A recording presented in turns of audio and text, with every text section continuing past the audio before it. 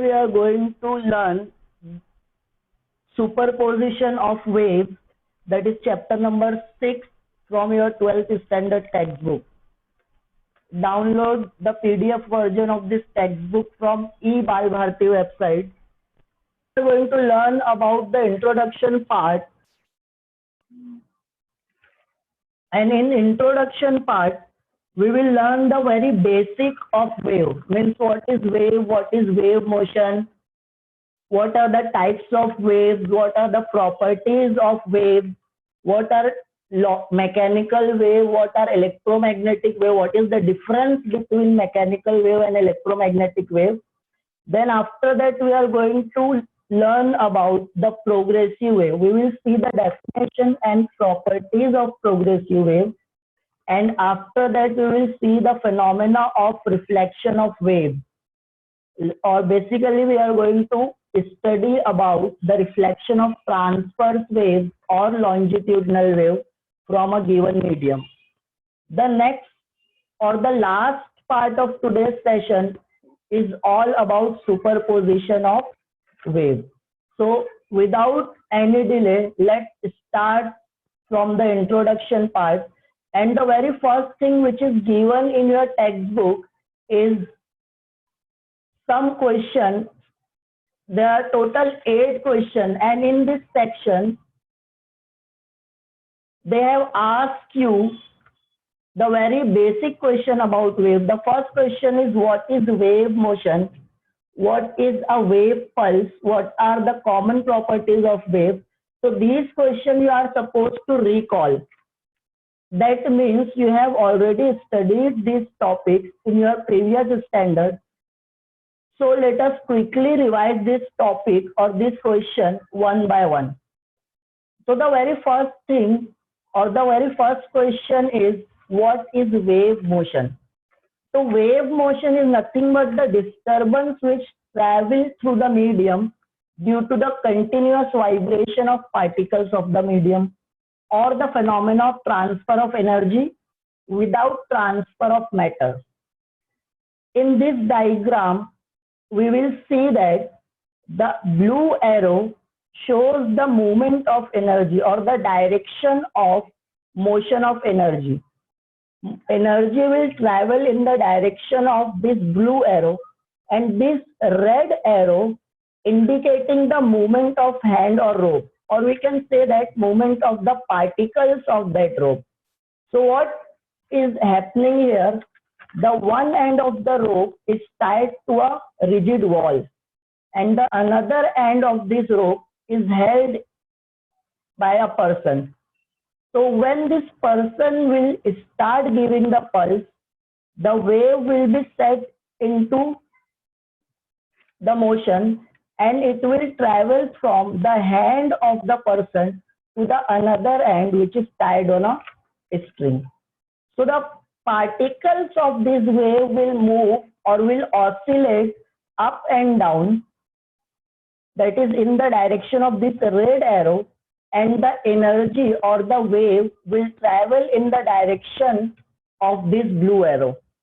In order to understand this, let us see one simulation.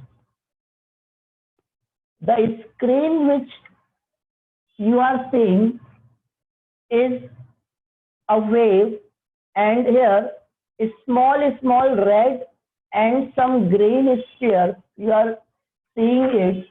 These sphere indicate the particles of the rope. ये जो sphere यहाँ पे देख रहे हो ना आप लोग, रेड स्फीयर और ग्रीन स्फीयर, ये स्फीयर क्या है?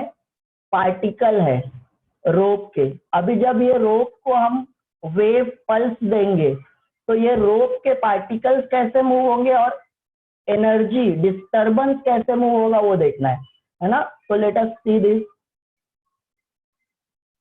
तो ये स्टार्ट जैसे ही करते हैं तो ये क्या हो रहा है? ये डिस्टर्बेंस है.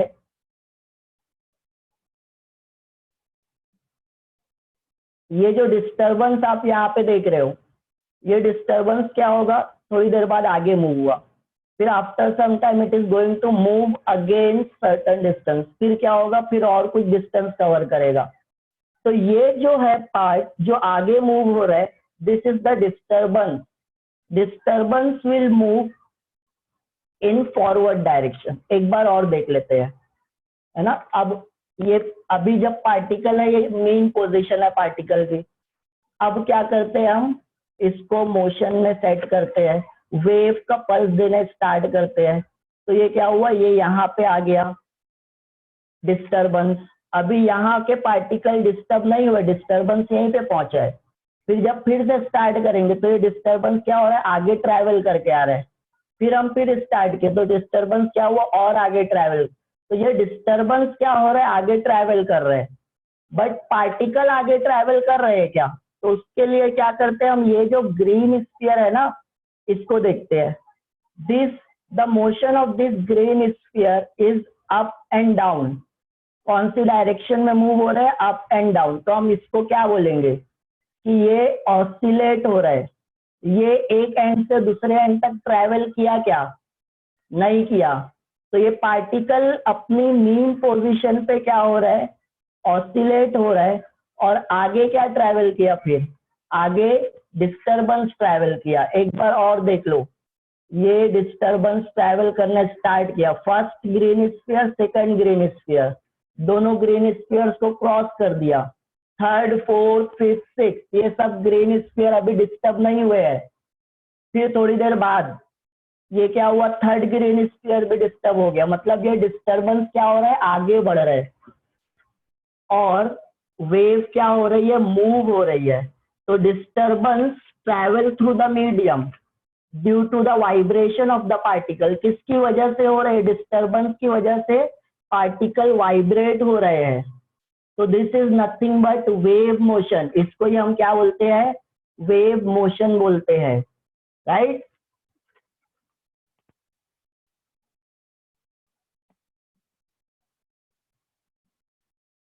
So what is wave motion?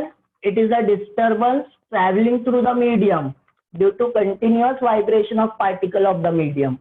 Or we can say that the transfer of energy without transfer of matter.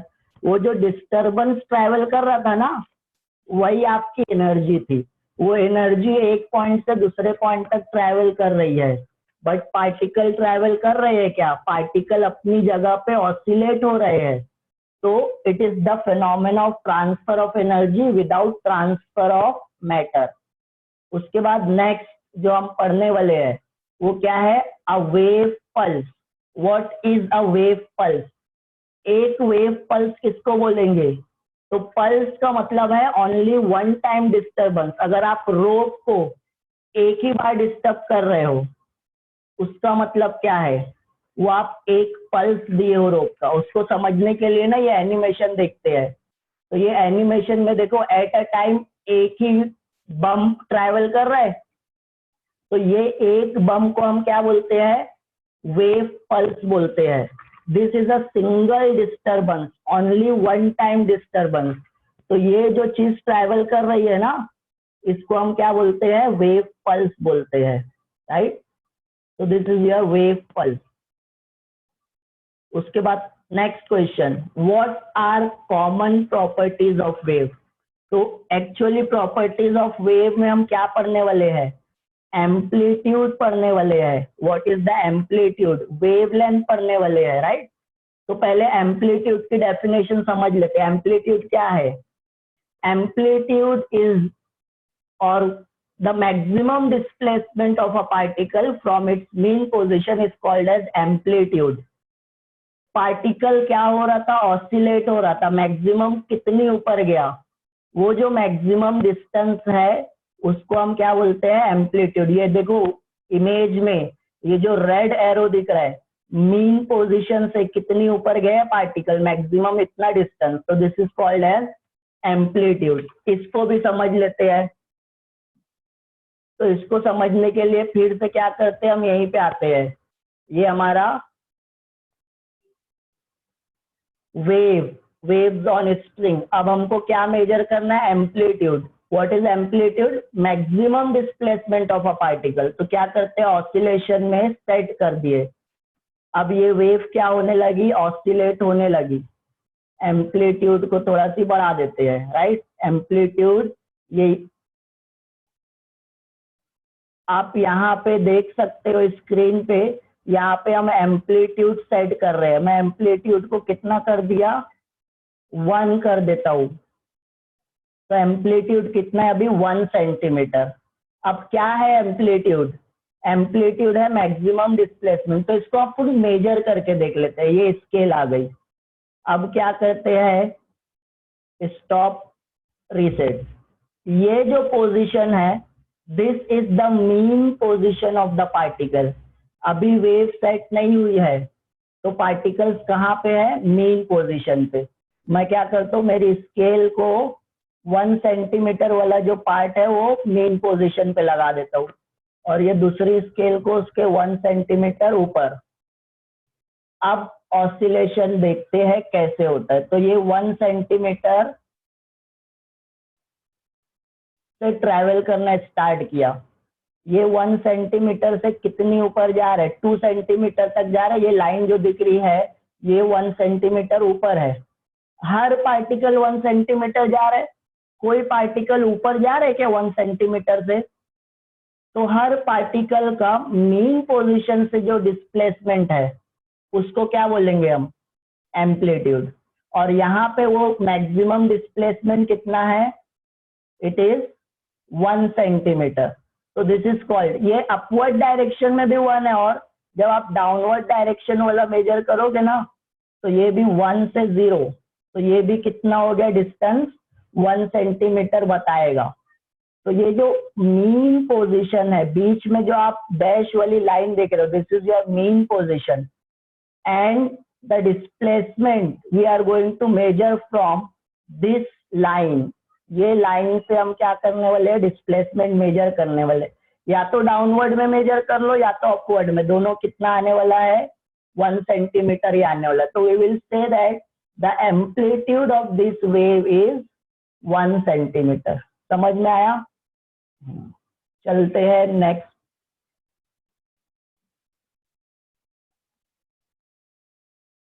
अब हमको क्या मेजर करना है, wave length. Wave length, what is wave length, एक वेव की लेंथ को, वेव की लेंथ, वेव क्या है। तो आपको पता है ये जो एलिवेटेड पार्ट देख रहे हो आप, ये जो ब्लू डॉट है इसको हम बोलते हैं क्रस्ट। ये जो ब्लू डॉट है this is also called as crest. दो सक्सेसिव क्रस्ट के बीच के डिस्टेंस को हम क्या बोलते हैं, wavelength. The distance between two successive crest और two successive trough is called wavelength of the wave. इसको हम क्या बोलेंगे, और ये वेवलेंथ किसमें मेजर करते हैं हम, मीटर में मेजर करते हैं। तो ये एक ब्लू डॉट, एक क्रस्ट से दूसरे क्रस्ट तक आप जो डिस्टेंस मेजर करोगे that is called as wavelength. एक ट्रफ से दूसरे ट्रफ तक जो डिस्टेंस मेजर करोगे that is also called as wavelength, right. तो इसको क्या करते हैं, इसको भी अपन मेजर करके देखते हैं। वो मेजर करने के लिए फिर से वहीं पे जाते हैं। Now we are going to measure the wavelength of the wave. What is wavelength? The distance between the two successive crusts or two successive troughs. तो मुझे वेव क्या हुई, मोशन में सेट हो गई। अब यहाँ पे ये वेव फॉर्म होने स्टार्ट हुई। We are going to measure wavelength. So wavelength, what is wavelength? The distance between two successive crusts. ये क्रस्ट है कहाँ पे, 2 सेंटीमीटर पे। नेक्स्ट क्रस्ट कहाँ पे है, 5 सेंटीमीटर पे। तो ये दोनों के बीच का डिस्टेंस कितना हो गया, 3 सेंटीमीटर। तो the distance between two successive crest, we will say that this is your wavelength. तो दो सक्सेसिव क्रस्ट और दो सक्सेसिव ट्रफ के बीच के डिस्टेंस को हम क्या बोलते हैं, वेवलेंथ। अब ट्रफ क्या है, ये एक पॉइंट है ट्रफ का, और ये तो दो ट्रफ के बीच का भी डिस्टेंस मेजर कर लेते हैं। तो it is the same distance.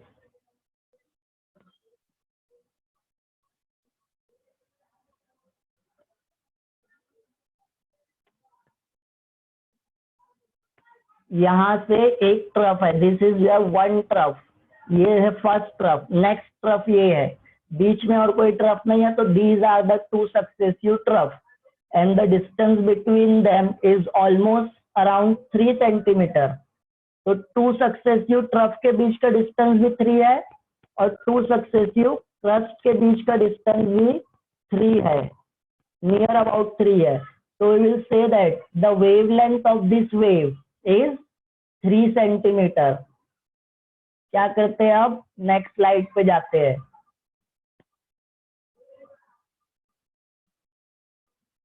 The next property of wave is frequency. So what is frequency?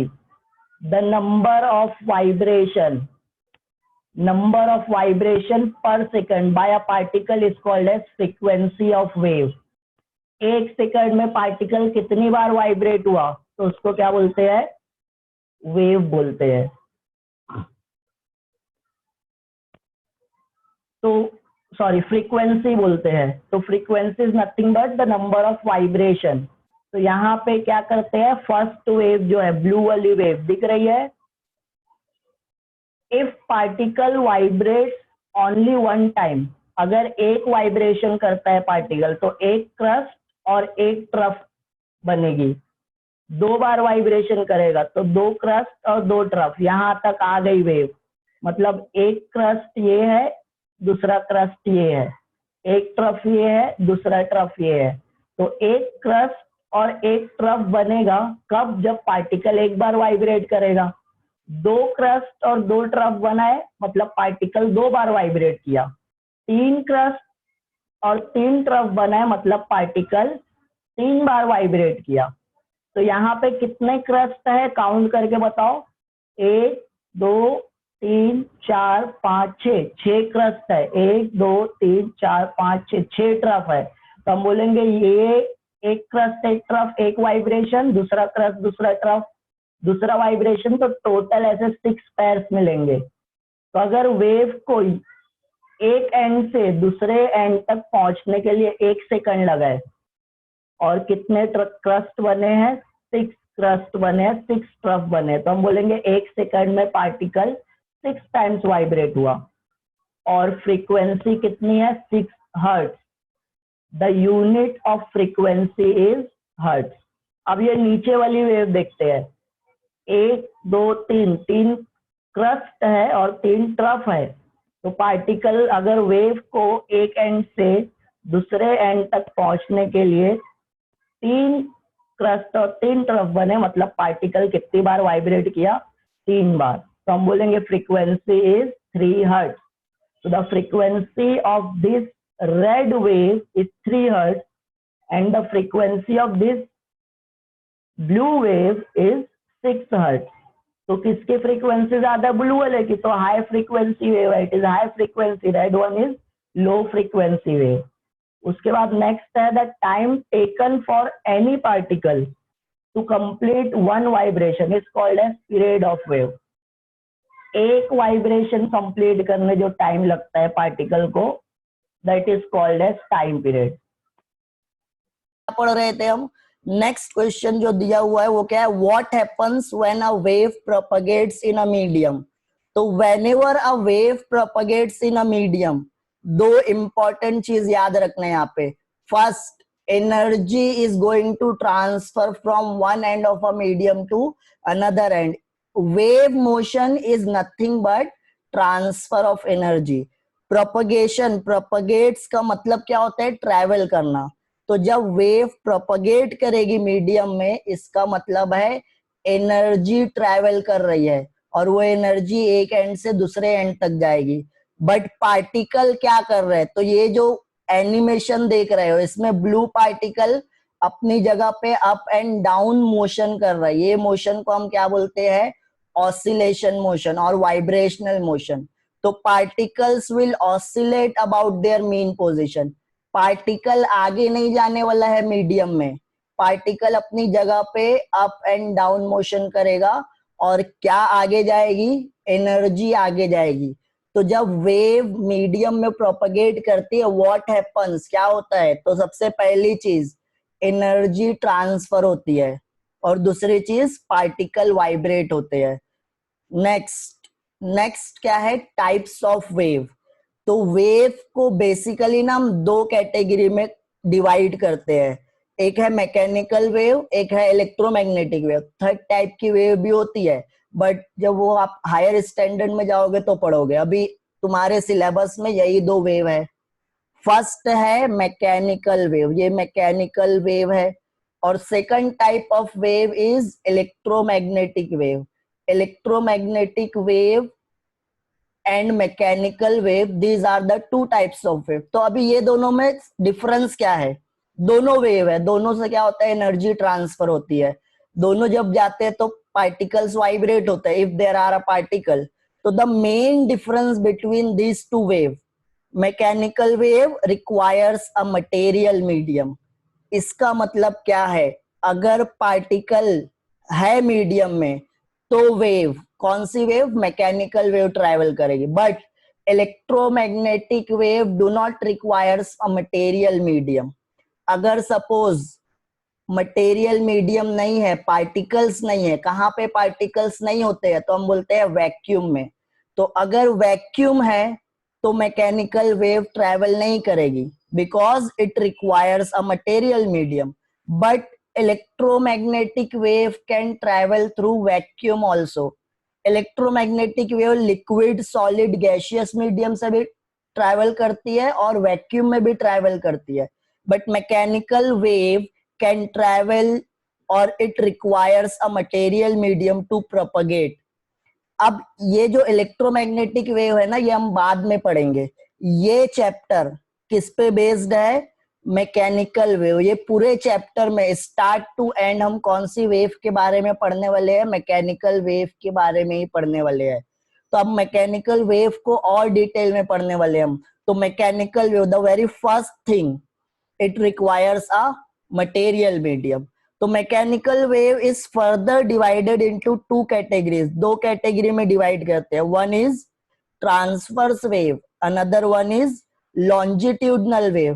तो ट्रांसवर्स वेव और लॉन्जिट्यूडनल वेव दोनों ही क्या है, मैकेनिकल वेव है। Both required material medium, both are mechanical wave, right. तो what is the difference between them, अगर दोनों ही मैकेनिकल वेव है, दोनों को मटेरियल मीडियम चाहिए, तो ये दोनों वेव में डिफरेंस क्या है। तो इसको स्टडी करने के लिए ना हम नेक्स्ट स्लाइड जाते हैं। ये दोनों में मेन डिफरेंस देखेंगे कि ट्रांसवर्स वेव की डेफिनेशन क्या है, लॉन्जिट्यूडनल वेव की डेफिनेशन क्या है। तो यहाँ पे आपके सामने जो इमेज दिख रही है, longitudinal wave and transverse wave की इमेज है। तो व्हाट इज लॉन्जिट्यूडनल वेव, पहले ये पढ़ते हैं। तो longitudinal waves are those waves in which the particle of the medium move parallel to the propagation of wave। अब यहाँ पे ना एग्जाम्पल, ये जो इमेज दिया है ना, ये इमेज एक स्प्रिंग का है। स्प्रिंग को क्या दिए, एक पल्स दिए। तो जब स्प्रिंग को एक पल्स देते हैं तो ये जो स्प्रिंग के पार्टिकल है वो ऊपर नीचे नहीं मूव होंगे। हम कहाँ पे पल्स दिए हैं, फॉरवर्ड डायरेक्शन में। तो वेव, ये जो स्प्रिंग के पार्टिकल है, they are vibrating in forward and backward, forward and backward. ये रेड डॉट दिख रहे हैं ना, ये डायरेक्शन में क्या होने वाले हैं, वाइब्रेट होने वाले हैं। और वेव भी कैसे ट्रैवल करेगी, सेम डायरेक्शन में ट्रैवल करेगी।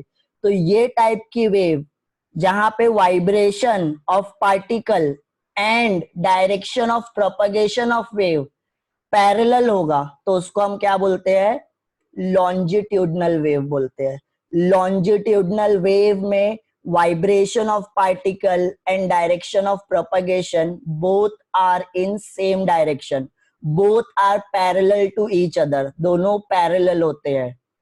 उसके बाद हम ट्रांसवर्स वेव देखते हैं। तो ट्रांसवर्स वेव मतलब जब वेव रोप में सेट होती है ना, तो रोप में जो वेव सेट होती है उसको हम क्या बोलते हैं, ट्रांसवर्स वेव।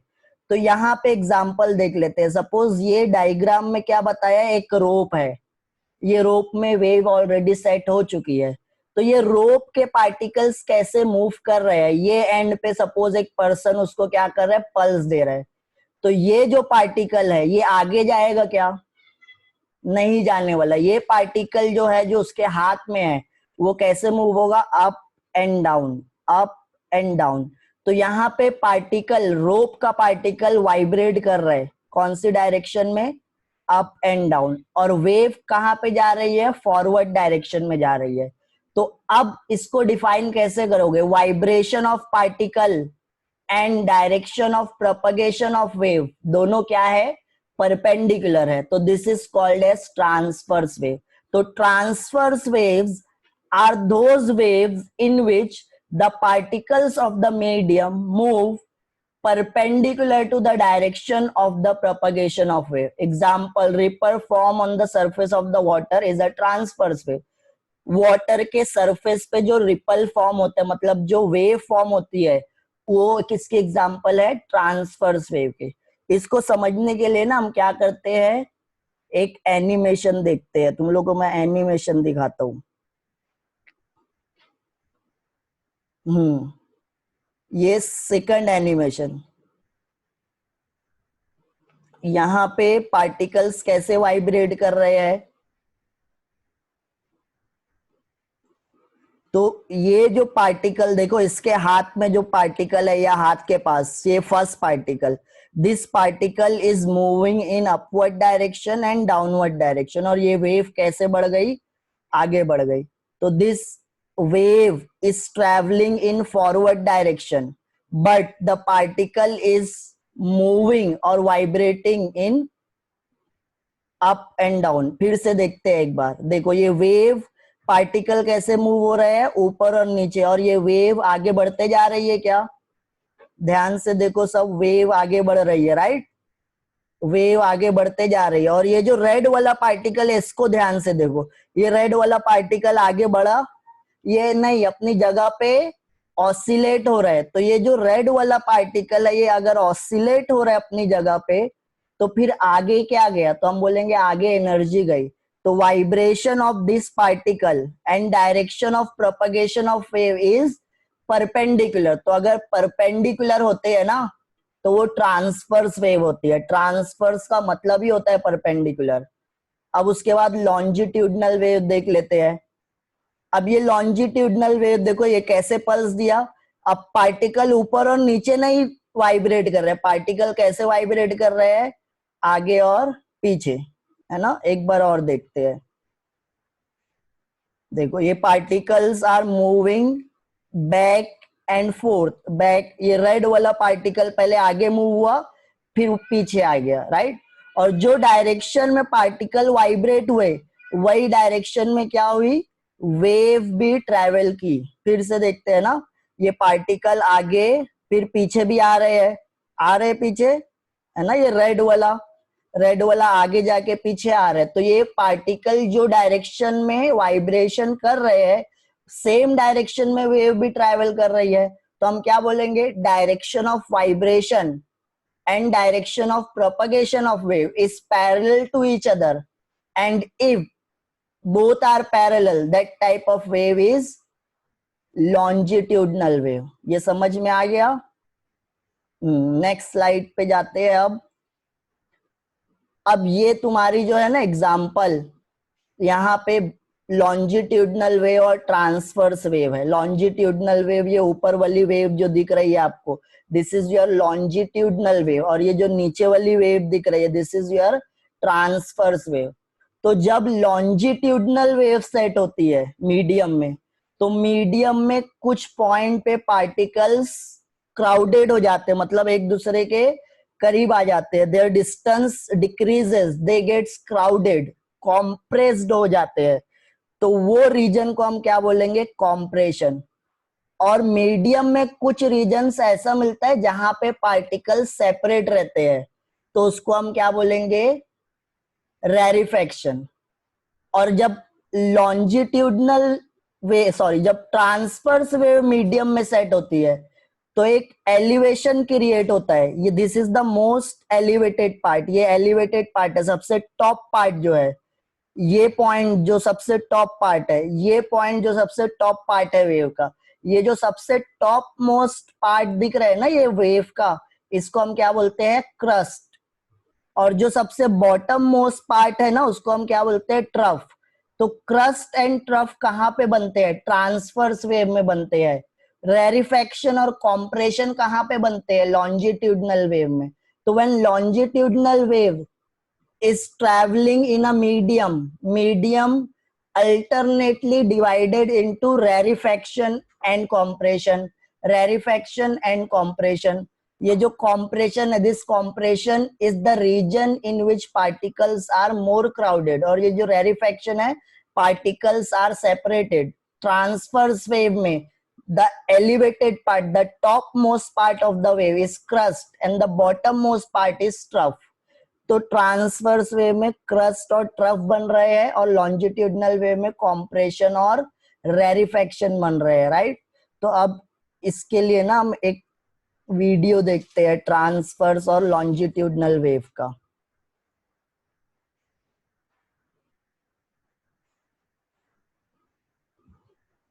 ये देखो लॉन्जिट्यूडनल वेव है। लॉन्जिट्यूडनल वेव में पार्टिकल्स कैसे वाइब्रेट हो रहे हैं? Back and forth. अब ये ट्रांसवर्स वेव आ गया। ट्रांसवर्स वेव में पार्टिकल कैसे वाइब्रेट हो रहे हैं? Up and down. जो टॉप मोस्ट पार्ट है क्रस्ट, जो बॉटम मोस्ट पार्ट है ट्रफ। ये जो क्राउडेड रीजन है कॉम्प्रेशन, जो सेपरेटेड रीजन है rarefaction. Compression rarefaction, compression rarefaction. तो लॉन्जिट्यूडनल वेव में कॉम्प्रेशन और रेरिफेक्शन बनता है और ट्रांसवर्स वेव में क्रस्ट और ट्रफ बनता है।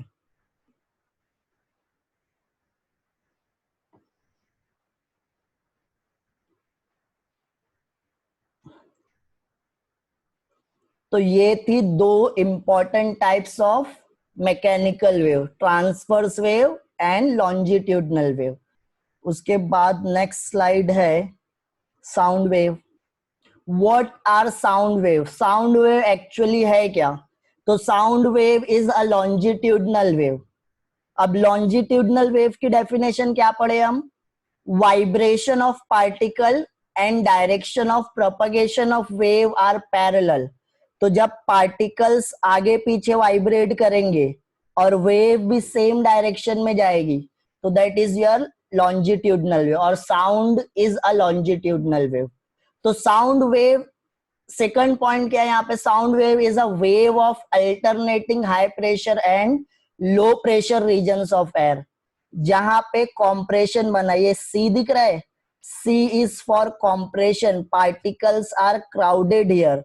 तो ये कॉम्प्रेशन है, कॉम्प्रेस्ड है पार्टिकल, तो यहाँ पे प्रेशर हाई होता है। रेरिफेक्शन, आर क्या इंडिकेट कर रहे हैं यहाँ पे? रेरिफेक्शन इंडिकेट कर रहे हैं।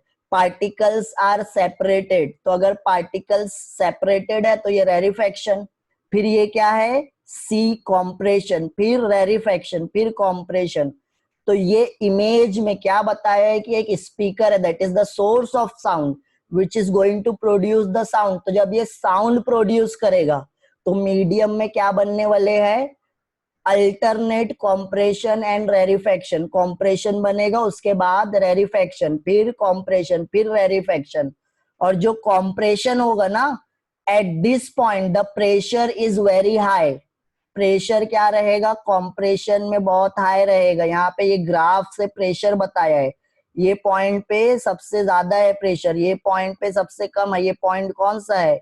रेरिफेक्शन। ये है rarefaction, pressure is very low. ये है rarefaction. Compression, particles are crowded, pressure is very high, pressure is high. तो high pressure region compression, low pressure region rarefaction. तो high pressure and low pressure region को हम क्या बोलने वाले हैं? साउंड वेव बोलने वाले हैं। Sound wave is a longitudinal wave. तो इसके लिए भी क्या करते हैं? एक एनिमेशन देखते हैं हम।